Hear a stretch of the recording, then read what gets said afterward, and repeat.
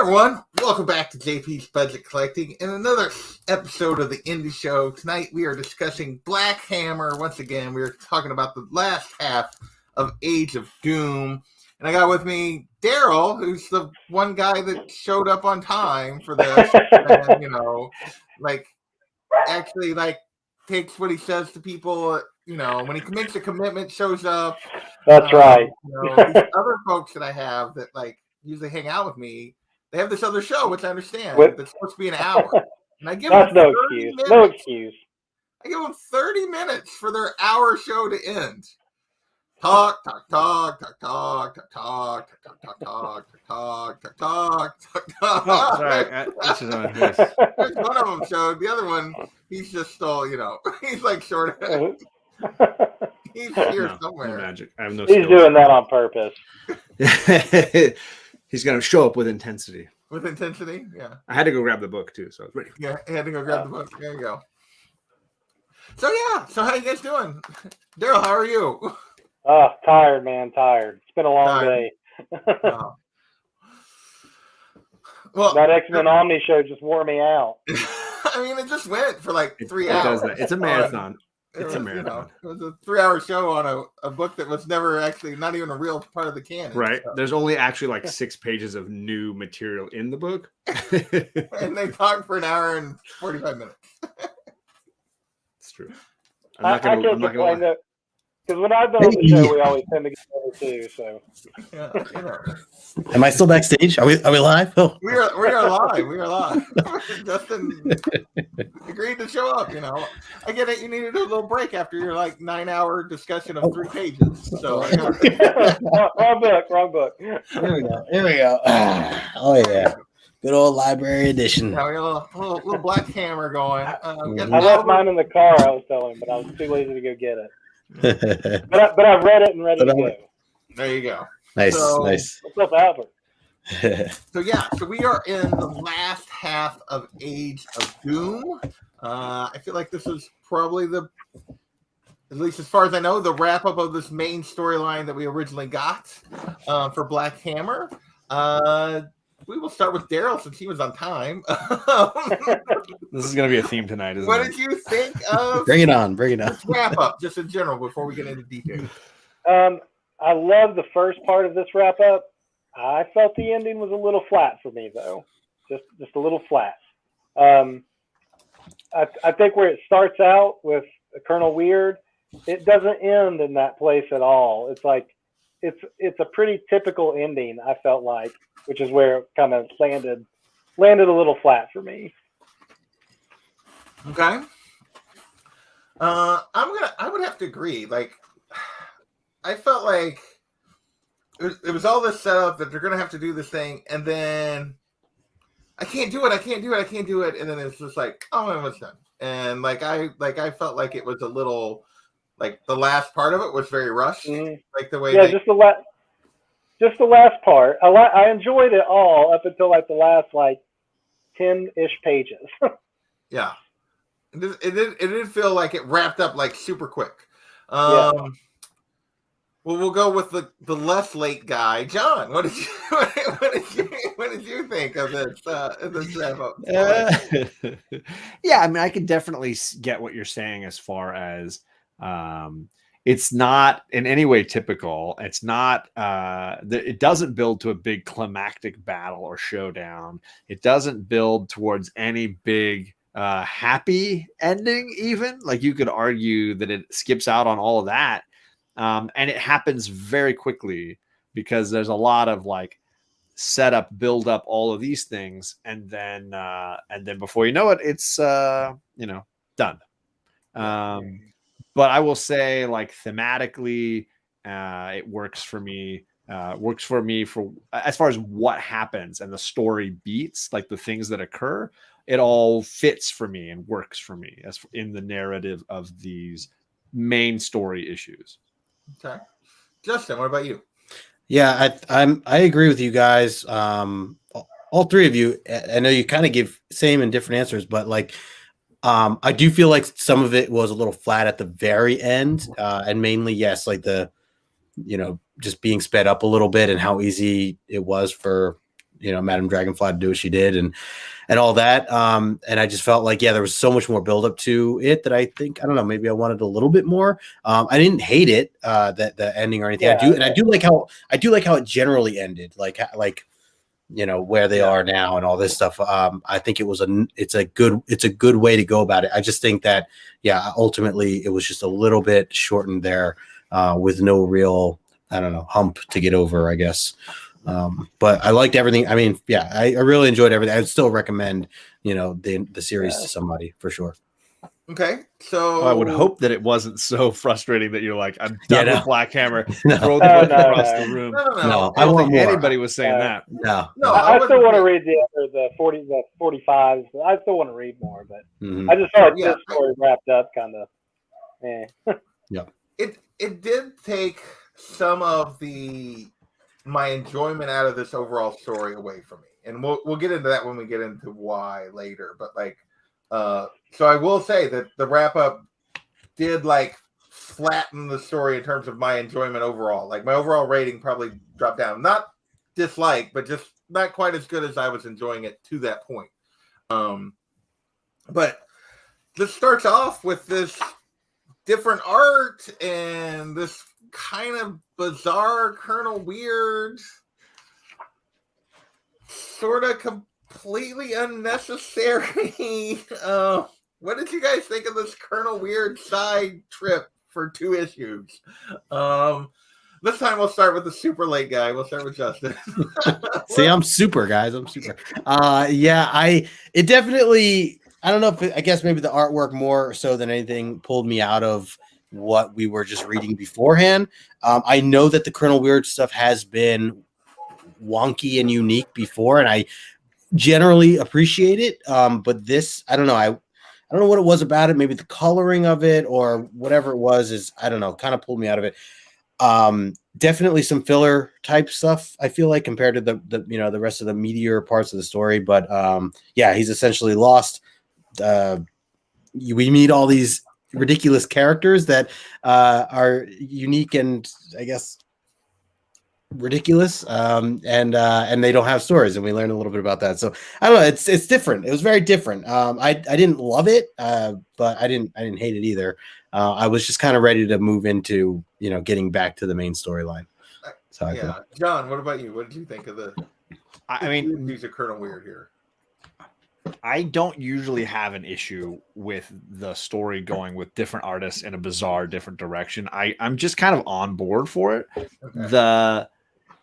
I will say it's what 2 or 3 issues of a metaphor, meta metaphor, and it can get old. Like, I don't know that you needed 2 full issues. Like, you could have done it in one, because the reality is from a simplistic standpoint, what's happening here is Colonel Weird is traveling through space and time, and in a meta sense, he is facing down his creator, the writer, Jeff Lemire, and he is coming into contact with the problem central to their return, which is this idea that when you have a mass of superheroes and good guys in a universe, a writer's going to want to put a bad guy equal to them into play.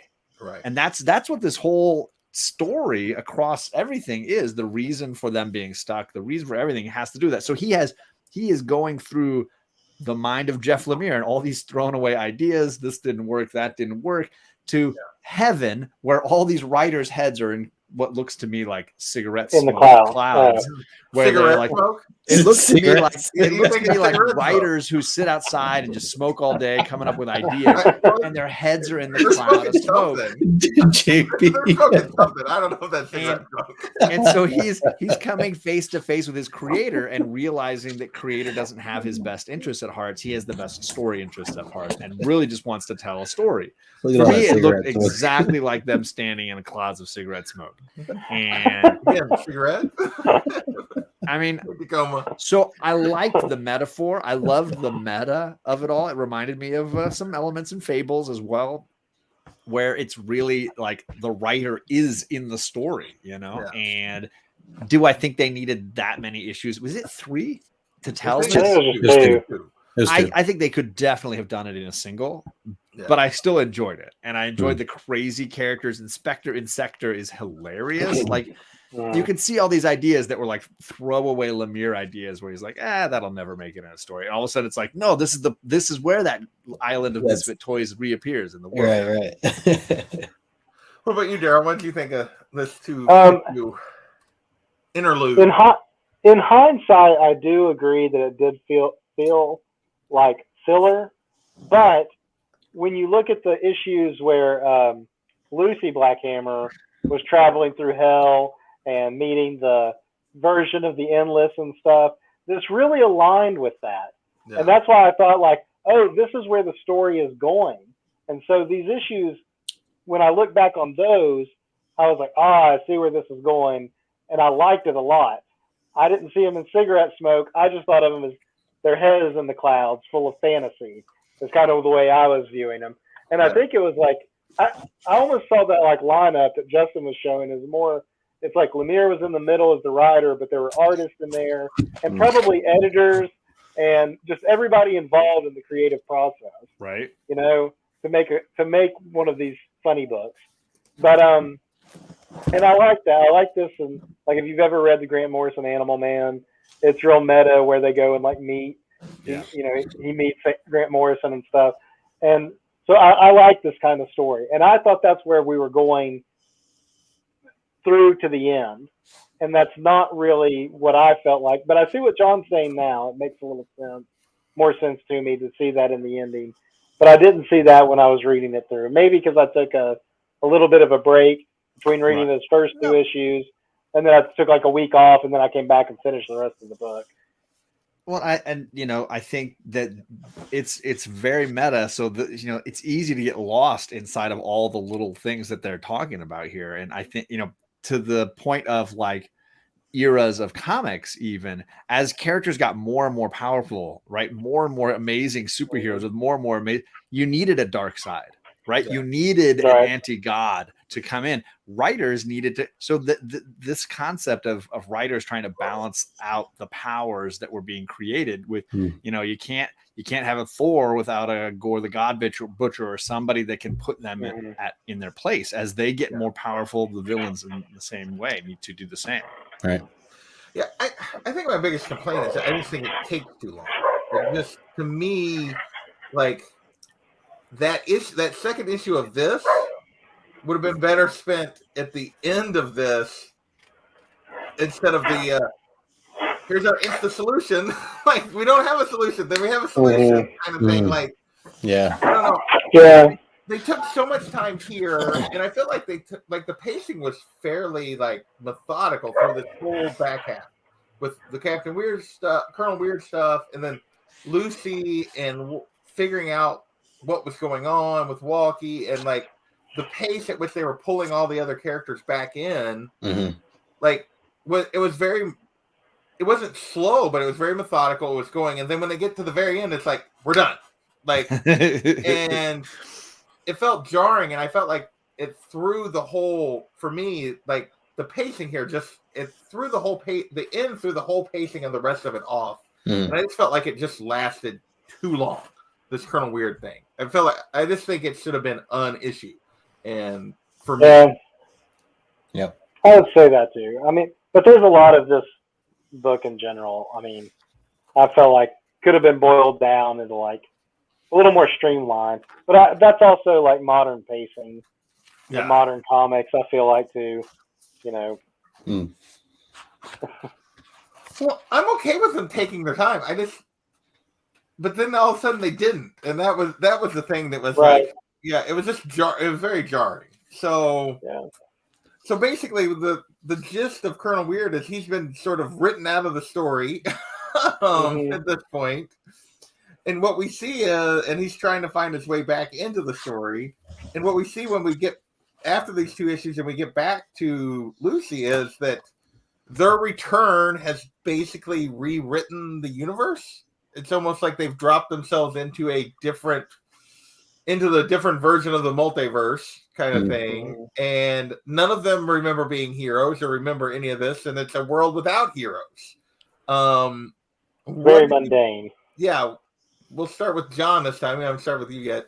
What did you think of this, like, suddenly different world that we're dropped into. I'm gonna nerd on you, man. I'm gonna nerd out. I'm sorry. It has to happen. This is the freaking final season of Lost, people. It's right here. It's happening.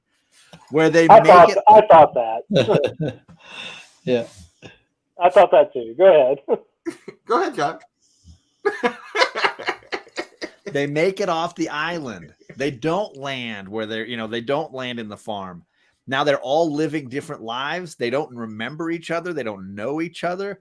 This is very much in keeping with the final season of Lost, which many people found was a little bit slow, didn't really catch to where it needed to go, and then rushed a quick ending where it kind of wrapped up too easily. Yeah. All the same critiques that you might have for this issue or volume, people had for Lost. For me, I enjoyed both immensely and didn't really feel frustration with either one. I liked the concept of seeing them not necessarily get what they wanted, but certainly have another shot, right? Yeah. At a life.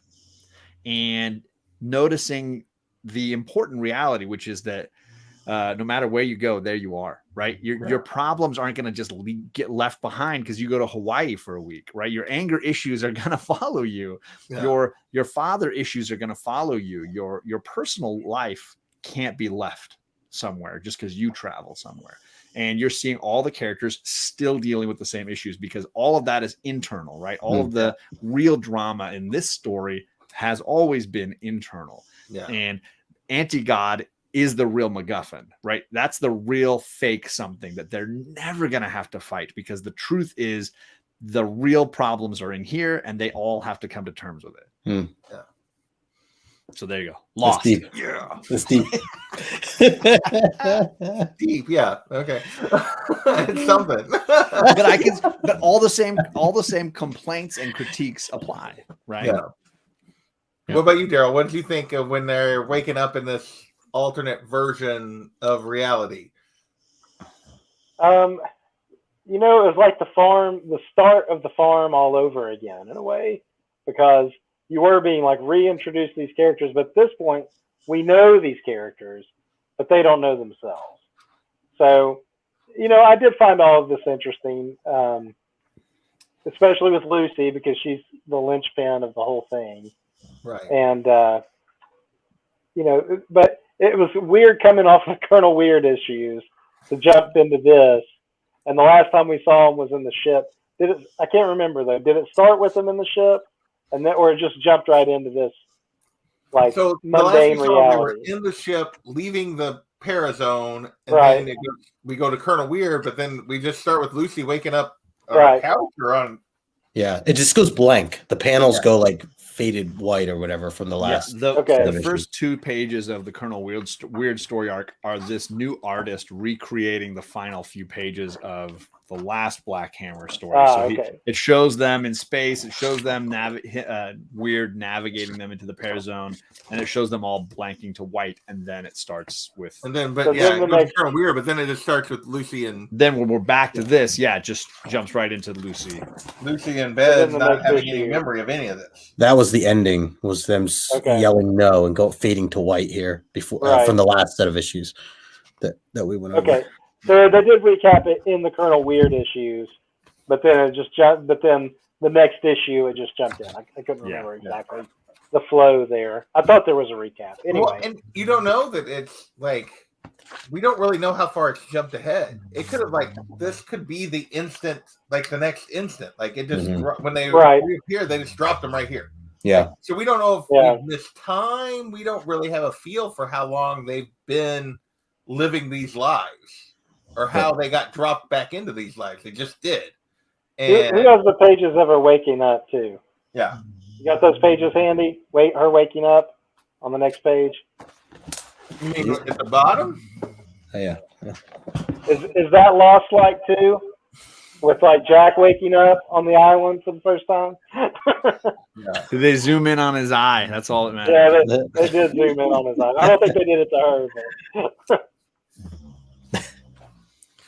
So what do we think about this? Lucy's a waitress that's basically like giving up on her dream of being a reporter because there are no secrets, and poor Abraham is just a night guard at the museum, and Barbalian is just still on Mars and an outcast. So what do we like? Which was kind of where he was at to start with. So what did you think of where he dropped them all back into in terms of like their storytelling, Justin? So one thing about the environment of how these scenes open, I was so into it. I really I felt like I was in it with Lucy, her feelings, waking up, but again, like she's just this ordinary girl, and me outside being, having the knowledge that I know is like, I'm very curious, like, why is this happening like this? I thought about the ideas of, multiverse type stuff. Is this the Lucy we know? And what time is this? As you were saying, JP, how much time has actually, passed from this? I love I don't know what it was, just like the snow and the her waking up in the morning, getting ready to go to work, all this stuff. I really enjoyed that. Seeing Abe at the museum, having his own little story, him holding up that Stories to Astonish comic book, little tag to that.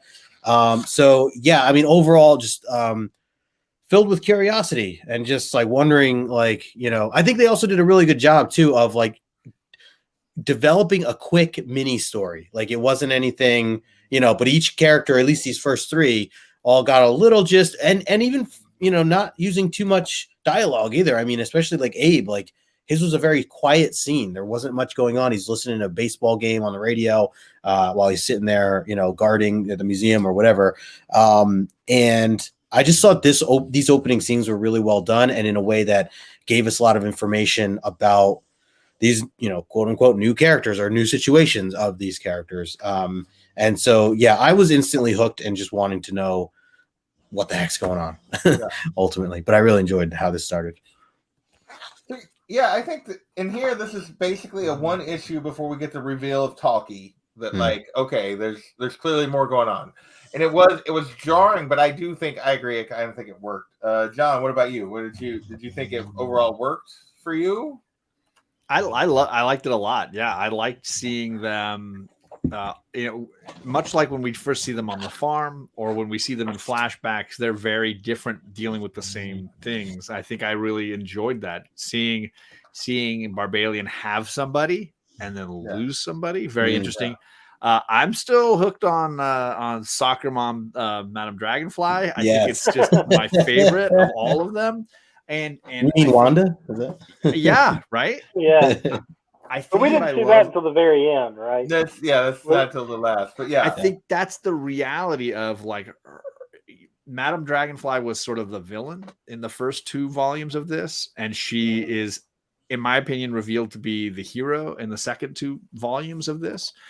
Someone who was trying to do something good for all of them, and it clearly didn't go well, and she's clearly carried the burden of her failure all these years, all this time. And then finally gets a shot at redeeming it in a way that would make everybody happy. What's up, Perry? Good to see you, man. Yeah. So for me, like I enjoyed all that, and still, Soccer Mom, Madame Dragonfly is where it's at. well, I love that we see, like, as we move through this and as we meet them, and Talkie helps Lucy kind of regain her memory, and we start to do this. I love the scene of like all Gale has done the whole time is bitch and moan that she's stuck as this little kid. If only I could be myself again. If only I could be myself again. And then we see where she's at, because she's old. I mean, she's, careful what you wish for. Yeah, and she's basically an invalid and doesn't really have her mental capabilities or physical capabilities. And it's like, it even at the end, have experienced that with Madame Dragonfly, it's like I wanted to protect you. She's still mad, and it's like, I was trying to protect you from what you just became, what you were just dealing with, what you would have become, what you would have ended up as, because you can't stop that ticking clock. Yeah, so you either grow old and die, or or you stay as the little kid, you stay as Golden Gale or whatever. So I thought that was a great interaction. Definitely. I love how they her journey in this volume, Golden Gale's journey in this volume is the best. Yeah, it's just really beautiful. Well done. It is rushed at the end, but like still, I really dig it. So I like Barbalian's storyline in this book the best out of all of them. It's like they all seem kind of tormented by the, like I just keep saying, the mundaneness of it all. But his was really like tragic in so many ways. He was obviously persecuted and run out of his colony, you know, and then like just trying to like get water, and then just trying to leave, just saying like, okay, you don't want us, let us leave. Mhm. And then they wouldn't even let him do that peacefully. I thought his was the most like tragic and like, Oh yeah. I mean, as sad as I think Gail, her idea was like, I want to be my adult self and grow old with Sherlock, who, you know, won't grow old. But Right. that's what she wanted, but that's not exactly what she got. She just got the growing old part. Yeah. And Well, and I think just like their problems travel with them, I think she has to learn that her true self isn't an exterior, mhm. right? The true version of who she is on the inside. It doesn't matter. Those external elements don't matter. Mhm. And when she came to terms with that, she was able to say like, I would rather live longer. I would rather experience time with these people. And it was more about having Sherlock than it was about looking a certain way. Yeah. Mhm.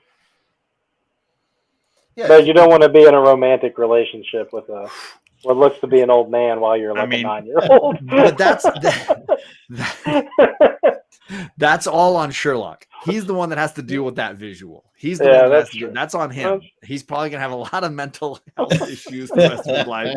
But he was a super villain, so he's probably got a ton of super mental health issues, anyways. So, but basically, I mean, the structure here is Talkie helps Lucy find her way back, and then they basically go through and help everyone find their memory, Snap them out, wake them up, wake Yeah. them up just like Lost, baby. from this reality, and whether they want to be woken up or not. And so they get the crew back together, and then Lucy disappears again, which is like yeah. a repeated trope. Right. It's Yeah. like, What is Lucy's happening about to right say now? something, and she vanishes. Yeah. So, what did we think of the reveal here of Lucy getting to see her dad? What did we think of that? Daryl, I think it's your turn. I don't know. That was jarring. I mean, I liked it a lot, and I liked how it was like he was almost in this upper limbo. And if you put it in the context of the whole like the writer writing characters in and out of the story, it's like he was kind of in a locked like what's called a notebook. You know, it's like he was in the notes over here to the side, and he can't escape that. But she can move over to there and have this conversation with him about what needs to be done, and then zip back to the other place that she needs to be. Well, I mean, for me, it was just this very common trope that I feel like you see is that we get a lot nowadays is the mentor, like the historically the trope is you have the mentor and the mentor passes away and then the young hero has to move on. But nowadays it's like we always have to bring the mentor back so they can still talk to him. Oh, they're ghosts, like Obi-Wan. There's a Force ghost, or There's still more advice to give. Yeah, they still have more advice to give, or Superman Lost has Journal recordings of his dad that can Right. interact with him actively, even though his dad's dead. We gotta. So they had to bring, the Fortress of Solitude or something in here. Justin, what did you think of this? Yeah, I thought. I mean, I was happy to see him, but yeah, you're right. It's definitely like the trope of bringing back the mentor. Yeah, I don't know if you really needed all of it, but yeah, I thought it was fine. I was more confused of like, she's off again, disappearing yet again. What's going on here? But I do like that we did get a little bit of the moments with the dad. It was brief though, right? I mean, it was only like the couple pages, I think, before we kind of go back. and then she knows what to do now or whatever. So, but it's nice to see them together at least this one time. And he explains that, he can't. His body's essentially no longer, so he can't just rejoin them or anything like that. But he's with them in, I guess, spirit. Horse Coast. Yeah. He can only appear in certain places. Yeah. So, what about you, John? What did you think of this? I mean, I think it's necessary in her journey for her to come to terms with her role and what the mantle she's taking on, and the relationship with her dad that's been driving her for so long. So to give her that chance, what's up, Kenneth? To really connect to him, real, not just through the hammer or through these friends of his, but to connect to him through something tangible in the sense of being able to communicate. It was great. I really dug it. And that, that whole Hammerverse, whether that's a fun, I love that it's a mix of like Thor, obviously Asgard, but like also like Green Lantern, like there's this Guardian hammers like crew. They've all got the hammer logo. There's a whole slew of them. They're black hammers, I love that that concept of a police force team kind of thing, and that you'd have the power battery dad or whatever that like they're drawing their energy from. I dig it. The concepts are really cool. Mhm. You skipped over my favorite part. I don't know if you want to go back. Yeah, before she vanishes, she wakes up Barbie. Yeah.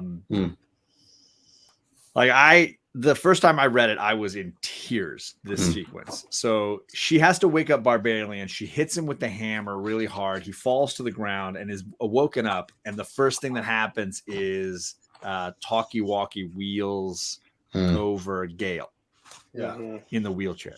Yeah. And Gale still has not been sentient. Gale is still not with us. And she hears him.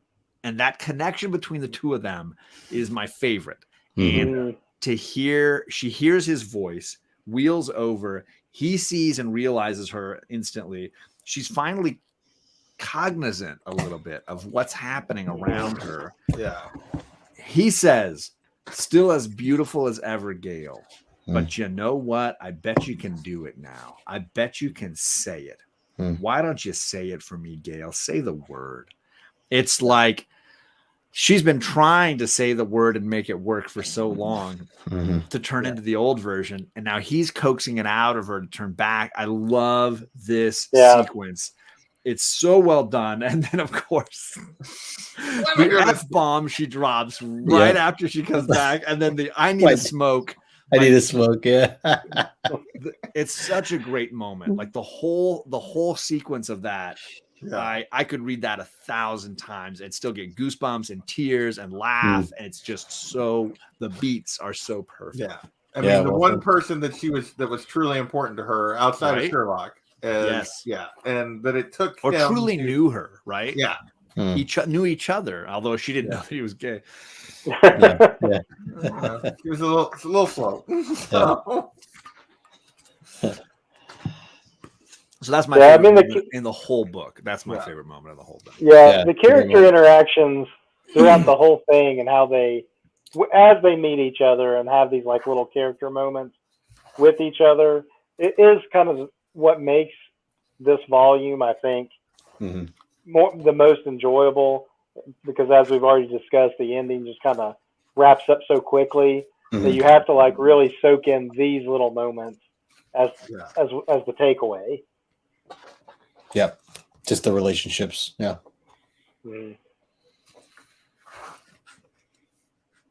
So and then we get the next thing. Obviously, is they're trying to figure out what to do. That they're going to have to face the anti-god again, and that they're going to find Madame Dragonfly. And you guys alluded to this earlier, but Soccer Mom Dragonfly. We love it. Yep. And I love Gale's line there too on the close of that issue. Nice, so good. The final panel of that issue is so good. That was pretty good too. They're all just Oh, sitting around like on the couch and stuff. And she's in the That's front. funny. Like, Yeah. nice house. I mean, and Dragonfly is like, So okay, good. he is a terrible actor when they arrive. Oh yeah, what was that all about? Yeah, like, Like, oh, who are you? It's like, there was one moment that did bother me. What she said, she was like Is it- denying, and then she said something like, "You caught me," or she says, "Fine, you caught me." Yeah, it just seems so. Yeah, bad acting. It's exactly what it is. well, yeah, she just doesn't sell it at all. And they, I Right. mean, instantly he yells at them early in the thing, and the house of mysteries appears behind her. Like the house changes. Then- Yeah. So she's Wanda, right? Like this was total Wanda vibes the entire time I was reading this Yeah. part.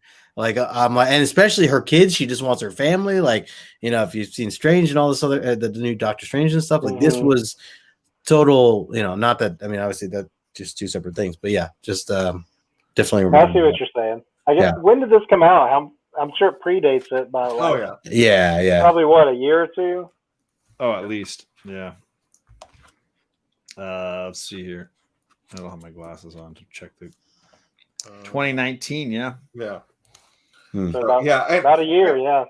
And I just love her and Gail's interaction here because they just like Gail's so mad at her, and she's like, "You little troll," Yeah. Takes one to no one, you little troll. And Yeah. If you think about, I think Madame Dragonfly's story is the unwritten one. Like we Yeah. don't get her story. We don't get her story on what life was like on the farm and what she That's was true. going through there. We don't get her story life here. We just get a couple of pages in both cases, and we're left to piece the rest of it together for ourselves. Yeah. And I really like that in the sense that we are respected as readers to be able to fill in those gaps the way that makes sense to us. Yeah. Mhm. I feel like she is someone who has given this group everything when it came to the farm, done everything she could do to make them happy and to fix the pieces, to And make no it work. appreciation from them. None. Right. And now this reboot was her chance to give herself something. And then Mhm. these guys show up and fuck it up again. And she is done. She's Yeah. like, fine. I read that as, fine. You caught me. My mind wasn't wiped. So I gave myself a fresh start anyways. You all got one. So why not me? Mm. Like I didn't Yeah. read it as bad acting. I read it as her finally No, I meant putting like it in their faces and Mhm. being like, I well, meant the this bad is- acting before she admits. before that, she was holding Yeah. on to the hope that maybe they would assume to leave her be and let her have it. But she's like, no, I'm done playing the nice, powerful overlord. like you guys got your happy life. I tried giving you your happy life and you threw it in my face. I'm giving myself the happy life and you can all just suck it. Yeah. I love her indignation. I can like taste it. It's so good. And again, I think she is the linchpin through all these volumes. Mm. And we don't even get her story, which is the kind of the cool part about it. We piece it together ourselves. Right. Yeah, I do like that the ending, that she's like in tears and she's like explaining why as they're asking, why did you do all this? And she says, because I love you, because I wanted you all to be happy. Yeah. Like that was touching. Yeah, and it finally shuts Gail up, who's just, Yeah. I see. Now this is where I'm going to have to disagree to some degree because Go for it. Yeah. when she makes this turn of "I did this because I loved you," not that I thought she was like necessarily ever doing it villainous, but this sudden like, I guess like Abraham was like, don't you realize we're your family the whole time? And she was like, I did this because I love you. There was just this. The turn just happened so quick. Hmm. I think that's where I had a hard time with it. There was Sure. maybe if it built up over like maybe it needed a little bit more dialogue for me or some other little like foreshadowing to lead up to it. It would have landed a little better because this is where like the ending starts to like just wrap up real quick right here. And it all took that like Madam Butterfly being like, or Dragonfly just saying that like, oh, I loved you. We loved you too, really. But, we like a family, we're a little dysfunctional, and then it Well, just goes quickly from there. and my complaint a little bit is here the way they foreshadow it and like the other stuff of like the lead up to them getting sucked away is like her showing up was unexpected, like when they fought Anti-God, but they didn't really have a prior relationship with her to the level they had a prior relationship with each other. Mhm. And that felt Right. a little odd that then she's like, you know, like her commitment to them, it just didn't feel like that part was set up that very well, that they had something to make her do all this for them. And but it was interesting. My complaint is then is just this we didn't spend like 3 pages with her going, I can't possibly like redo it and do it again. And then it's Sherlock shows up, and then Gale's happy because Sherlock's there, and he's going with them. Like he himself figured out how to like get his memory back, and then she's like, "I'll try," and it works. It's just like, wait, what? Yeah. Yeah, it is only like a page and a half, really. Yeah, the 2 Right. pages. I mean, Like it literally Sherlock goes- shows up out of the blue, and then she's like, "Okay, I guess I can." Yeah. yeah. I mean, this whole protest about I don't have the power, I could never recreate it, I could never do anything, and then it's just like, fine, I'll try, and then it's like instant work. Like, So can I poke a hole in it for you? okay, go for it. This is where maybe the flaw in not giving us Madame Dragonfly's portion of this comes to bear. Yeah. Right. And it goes like this. She's killing herself. She's dying here. Yeah. And what's happening is she's begging them not to kill her. Yeah. And they're telling her that's the only way. And she's saying, but I have to give up everything I've built. And they're saying they're not even real. She says, I don't want to lose, because again, only thing she's ever had. Yeah. They're the ones arguing that they want to be put back. She's saying, it took me years to make this spell. If I do it again, it's going to kill me. And they're all happy with the idea of like, well, if I go back with this knowledge, if I go back with this person, if I go back with this stuff, and she's like, I don't know if I can. I don't have, it's not in me. And then they all go about their drama thing again. And then the next time she speaks, she says, I may have another way. Like, I'm not sure if it'll work, but I'll try. And it's basically her saying, I'm going to live the rest of my life as an insect with no sentient knowledge. I'm going to just, this is the only way it'll work. And you'll be It's like a trapping small them within speck herself. inside of me. She's legitimately saying, Sacrifice. Yeah. Yeah. She knows she can do Yeah. it. Yeah, because she's I not guess it there is- on the farm. That- She's yeah, not. A part she's of it. not, she Right. is not there on the farm. We don't see her at all. And I think that's what was odd to me. And then it's like, you know, they pan out to the dragonfly eye Right. and everything, and that was just like all of that was just kind of. But Lucy's still there Right. as Black Hammer, but I thought she had to go too because of this balance thing, or is it just now that Lucy's there alone, the anti-god can be there alone? I think because she There's was, balance. She's human. They clarified those because she was human. That she and that she was her always, human Yeah. side. she was But always that there. didn't. Right. Yeah, But they again, said that, but that didn't quite jive with me. Right. Yeah. Yeah. Well, and I think again, it could be part and parcel with this concept that Madame Dragonfly's knowledge and part of this story is the only excluded portion. It's like the Bible's missing a chapter, right? Yeah. And it's the Madame Dragonfly chapter, and there's so much knowledge in there that we would have to fill in as a reader, and that's a ton. And there's some big pieces missing when you do that excising. I mean, I would love, and it's never happened as far as I've read Black Hammer, a Madame Dragonfly tome, like a Madame Dragonfly, because I think the reason you can't have that is because it knows everything, right? It's the Watcher or whatever. Well, of why Marvel. can you have it now? Like, I would love it. I would yeah, buy it, of course, like I buy everything Black Hammer. because she doesn't like. You're right, and that's where it falls. Overall, it falls flat for me because Of course. it like at the end because we don't know.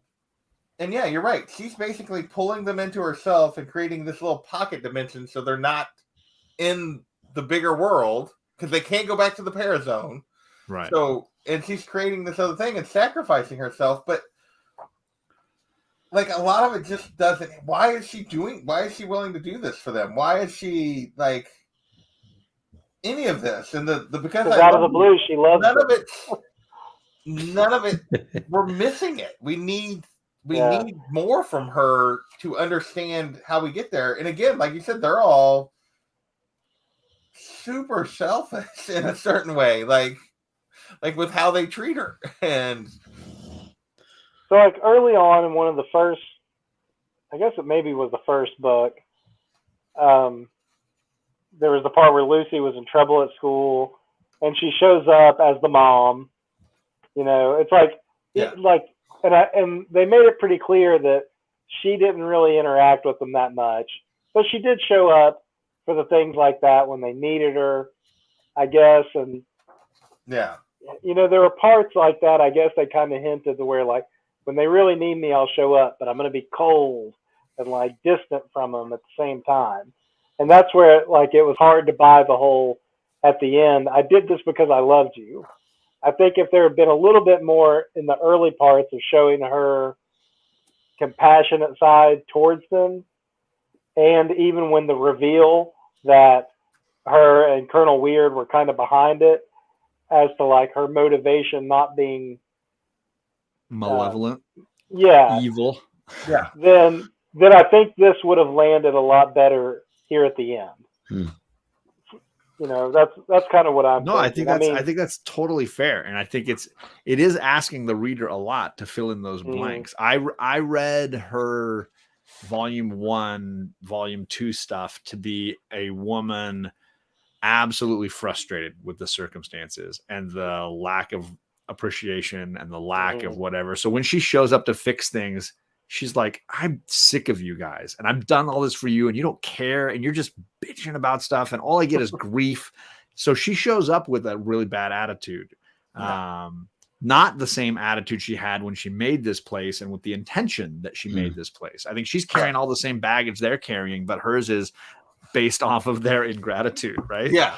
And we don't see any of it. It's all the stuff that's hidden from us. And so in that way, it's hard to then connect those dots emotionally when they're seemingly disparate, right? Well, and that's the other side of it is that, like, you know, we see this very wonderful relationship between Barbalian and Gale, and we see this, you know, and we see the characters kind of care for each other, but they just treat her like dirt. Yeah. The Gale whole or thing. Dragonfly. I feel like all of them treat Dragonfly like dirt. Yes. Like the whole time. I feel like Abe was the most like willing to give her some grace throughout most of it. Well, and Colonel Weird, obviously. Colonel Weird, but like even at the end, like Abe and his, like, you know, I mean, even it's just like, we are a real family, and then now do the thing that you say you can't do because we have to have it happen. You know, it's just like, and I get some of it is, okay, they don't think they can beat this guy, that this is their only solution they have. But there's just no consideration for her at all. Yeah. Like, it's not even like, well, we don't have it. I mean, it is like they don't have a choice, but they don't even like. There's not a we're sorry, but we don't have a choice. There's not a like an apology. There's not anything for her. It's just do it, and or no understanding of what she might be sacrificing, because it's clearly way beyond their ability to comprehend. Yeah. Okay. Final thoughts. Overall, like, this is kind of the wrap up of this main 4 volumes of the main Black Hammer story. Final thoughts. We're going to start with Justin. What were your final thoughts overall? How much did you enjoy this main story? How did the ending land for you here? What do you think? Yeah, overall, I enjoyed the entire series as a whole. I love these characters. I want more of these characters, and I am very intrigued to continue reading on. I know with this nice, library edition, there's a really cool encyclopedia in the back that had a bunch of breakdowns of a lot of the different characters and some of the characters that we haven't met yet, or at least from what we've been reading through in the order we've been reading. So I am on board for sure to continue reading this stuff. And yeah, I overall really liked it. Yes, there's a couple of small items that I think, as we mentioned, a little bit rushed, but not enough to, knock it or be against it. And John, I think you made some really good points tonight, especially with just kind of hearing the breakdown of comparing it to Lost and some of the other viewpoints of that. No, because Usually that's when people stop listening. Hey, don't give me credit for bringing up Lost. Because I do it on every. Surprisingly, I don't think you've ever really brought Lost up on X-Men, so I don't know. I have not. It doesn't. Yeah. But yeah, definitely some food for thought for sure of what you said, and So I think this is something I have to go back and read again. I do want to read again. But yeah, I love it for its characters. I love it for its relationships, and want to just see more of that or learn more. I mean, I know this is the wrap up, but we'll see what some of these other stories bring. Yeah. I'm gonna go to Daryl next, and I'm gonna save John for last since he's a big Black Hammer fan. Daryl, what is your thoughts on this? On the whole series, I still enjoyed it. Glad I read it. Would recommend it, to anybody really. I just felt like those last 10 pages were so rushed that, it knocks it down from like where I probably would have put it in like give it like an 8 out of 10. They knock it down to like a 7 out of 10. Not even, that's kind of harsh even, I think, because I do think the series as a whole, because of the character moments, because of the mysteries and stuff and the reveals, do work throughout it, and the meta moments, that it's definitely worth a read for anybody. I think I would agree with that. For me, it definitely this ending definitely dropped it overall. I did enjoy it. I do enjoy the story and some of the character moments and stuff, but ultimately, like the way this ends and wraps up, like some of these characters I like less than what I did before because of the way they kind of treat her at the end. Yeah, that's fair. And like, so it is like it didn't like.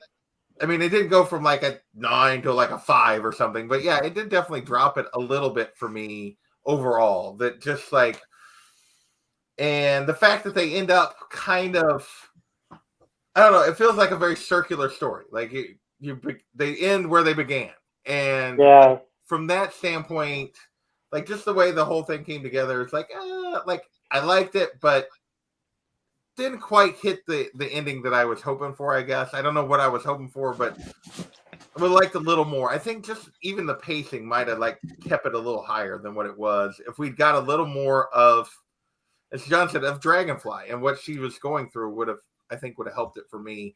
Still really enjoyed it. I'm curious about other aspects of the universe, so definitely looking forward to reading those. But it's brought it down just a little bit. They didn't, for me, this was not a stuck landing. This was definitely a step.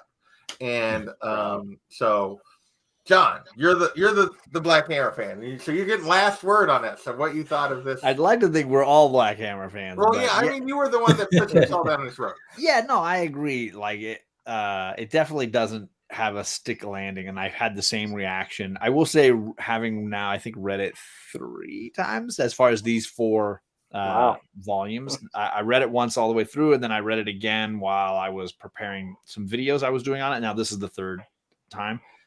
I can appreciate more the little things and some of the interpretations in how the lines from characters might be read and the implications behind some of those things. But I do agree it is an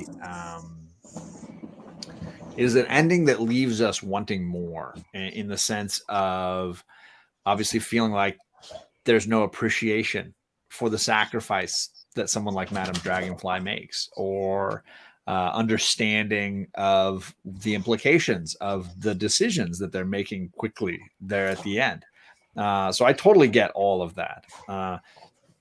Incidentally, I think Daryl's going to love the Barbalian mini book if he hasn't read that already. I haven't read that one yet. Not only is it one of my favorites in all the volumes, but if you got good vibes from his story arc in this trade, you're going to freak. And you can grab it right now. You don't have to worry about where does it fit or how does it fit. You just read that one and it'll be your jam. Like you'll be blown Okay. away by how good it is. Nice. Because some of the, and so now they've published 5 and 6, which will make the next, I guess it's called, just called Black Hammer, right? Reborn. What is it? Reborn, I think, isn't it? Yeah, but what are the hardcovers called? I can't remember. Oh, the Is it world, just- the world of Black Well, Hammer. World of Black Hammer, we have 2 and No, 3. But not those. It's these volumes are just called Black Hammer, right? And then there's Yeah, but World they of haven't Black put them Hammer. out in a hardcover yet. Okay, so Black Hammer regular has 2 hardcovers. The third hardcover is basically the next thing they're printing. Like it's Yeah. basically next because they've published 5 and 6 of the numbered trades. Well, This was yeah, and 4. Isn't that Reborn, though? Yeah, it's called Reborn, but I think it's Yeah. going to be the next hardcover. Yeah, It's it's just not out yet. The Yeah. hardcover's not out yet. So that's coming here soon. I have not read 5 and I have not read 6 because I feel like I'm waiting. I don't know. I can't decide if I'm going to dive into those. I've got them, but I haven't read them. So is it still coming out monthly, like some form of it? In some form. You until 5 and 6, it was a lot of side stories. So there's a whole Colonel Weird Cosmogog, which is freaking buck wild and amazing. There's the Skull Digger and Skeleton Boy, which might be my personal favorite as an homage to Batman. I think it's really bad. A little bit of Punisher, obviously, thrown in as well. And then, of course, Barbalian Red Planet, which was just, I mean, wow. Just a Well, and then there was the mind-blowingly good whole book. Vision thing, but that was like different authors and different artists. They did that, and they did a Justice League, Oh, I saw Yeah, Black I knew about Hammer. that one. which Lemire swears is going to be pivotal going forward. But it feels very much like a one shot. You just read it and be like, oh, that's kind of cool. Not to spoil it, it's very simple. The concept is just what if the Justice League were on the farm and the farm characters were in DC's universe. They swapped for one trade paperback and Interesting. who would be Abraham, who would be Walkie Talkie, and what would their reaction being in our world in the farm, and what would our character's reaction being in the DC universe be? Okay, interesting. Didn't they do like the Unteens as another one too? Is another. If they did, I haven't story read arc. that one. Oh, okay. Because it didn't talk a little bit about it. It's with Jack Sabbath. It introduces Jack Sabbath. I think that's actually being released still right now. Okay, so that might be the one that they're publishing right now. Okay. I know that the recent trade they dropped 2 weeks ago was volume 6 of the main Black Hammer The main. storyline. Okay. Because this is volume 4. The one that we just did tonight is 4. So 5 and 6 would be the next 2. Okay, so you're not reading Unteens or. I am not reading anything single issue. I'm only buying trades. Got it. I've never bought a single issue except issue number 1. I bought the Lemire variant. Very cool. All right. Well, with that, you guys we're right at our hour. Is there anything you want to plug over the next before we get out of here? Daryl, you got anything Instagram or otherwise you want to plug?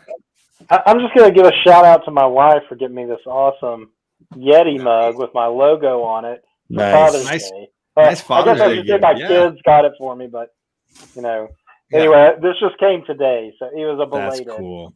Very So cool. I'm just going to give the shout out there. Yeah. Nice. All right. Justin, I know you don't make anything, so we'll just skip you. barely anything. I will have Tony on as my guest this Saturday. Tony Oldwolf 65. So Nice. Yeah, that should be Old fun. fun. Anything else? You got coming? Ryan and I are Fire Guy Ryan. We're finishing up the Superman All-Star for all seasons. Sorry, for all seasons this Thursday. So issue 4 of that. But I think You guys do a Big Ten sale tribute. Yeah, that's right. And you don't have any like big celebration giveaway, nothing coming up? That's me. I mean, Well, Nice house. Yeah, he's a part of it, but yeah, I guess technically it's on your channel. Yeah, it's on my. Are We you were an on old his. guy yet? Oh wait, you're still a couple hours from being. Yeah, I'm still the young guy like you. Yeah, we were on Justin's channel tonight talking about the end of the Omnibus Volume 2 of Claremont, and then we're on my channel. Is this 2 years in a row that the big giveaway party's on my channel? No, we've oscillated that, right? We've done a good job. Yeah, I think so. I think we've rotated that. So yeah, it's on my channel. The big giveaway, the 28 8th of June, next Tuesday. And we're giving away a ton of stuff. Hang out in the chat. You'll probably win something just hanging in the chat, much less all those amazing people like JP who've got these raffle tickets in to win slabs, to win giveaway boxes, to win original art. So next Tuesday, I'm hosting the giveaway. All the prizes. Yeah. Hey, you did a great job copying and pasting all of Yeah, Magic Lasso's ideas. Most of mine came from funny. Like most of mine it was were funny. I didn't really like go for the. It wasn't until like a couple people like kept getting that jumped in that started getting the better funny answers that I had to start actually trying to right.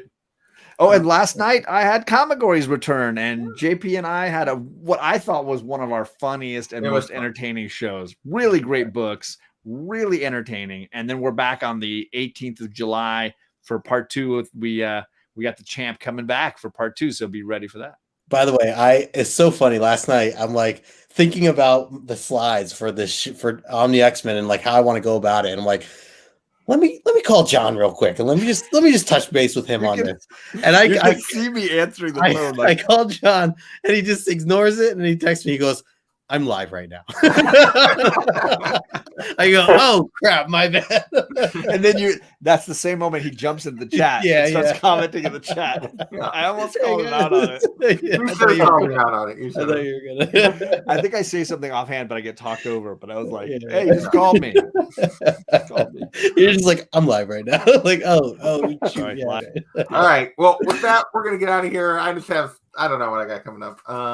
Originally, we were supposed to have Sandman this week, but some things are going on, so we're going to push it a week to next Wednesday. Oh, nice. So we'll be doing Sandman Volume 2 next Wednesday, not tomorrow. But otherwise, just the usual kind of stuff. I'll be around. So I want to thank Gore for hanging out. We had Kenneth in here, Perry for a little while, Tricky Trapster, Tacoma, Albert was in here for a while. So appreciate anybody that listened to us talk about Black Hammer, and we will be back.